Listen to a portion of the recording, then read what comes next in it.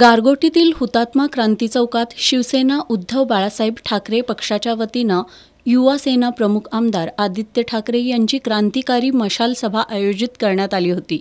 या सभेला खासदार अनिल देसाई, जिल्हा संपर्क प्रमुख अरुण दुधवडकर, माजी आमदार संजय बाबा घाटगे, गोकुळचे संचालक चेतन नरके आदींची प्रमुख उपस्थिती होती। या सभेत बोलताना आदित्य ठाकरे यांनी शिंदे फडणवीस पवार सरकारचा चांगलाच समाचार घेतला। प्रकल्प उभा करण्यासाठी सरकार जागा देत नाही, मात्र गुजरातला बुलेट ट्रेन नेण्यासाठी हजारो कोटी रुपयांची जागा दिली जाते। घटनाबाह्य सरकार आल्यापासून राज्याच्या प्रगतीपेक्षा अधोगती सुरू झाली असून राज्यातील सर्व प्रकल्प धमकावून गुजरातला नेले जात आहेत अशी टीका करत मुंबई घशात घालण्याचा भाजपचा डाव सुरू असल्याचं आमदार आदित्य ठाकरे यांनी सांगितलं।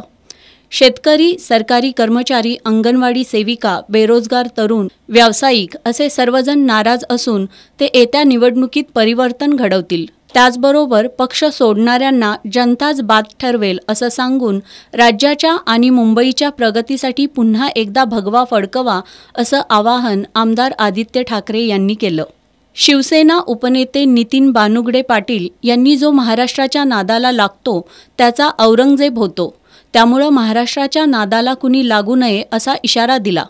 भाजपनं आमदार पळवले, पक्ष पळवले, सर्व काही गुजरातला जात असून फक्त मंत्रालय तेवढं गुजरातला न्यायचं राहिलंय अशी टीका करत बानुगडे पाटील यांनी शिवसेनेचे 40 आमदार विरोधात गेले असले तरी आता 140 आमदार निवडून आणायची ताकद उद्धव ठाकरे यांच्या शिवसेनेत असल्याचं सांगितलं।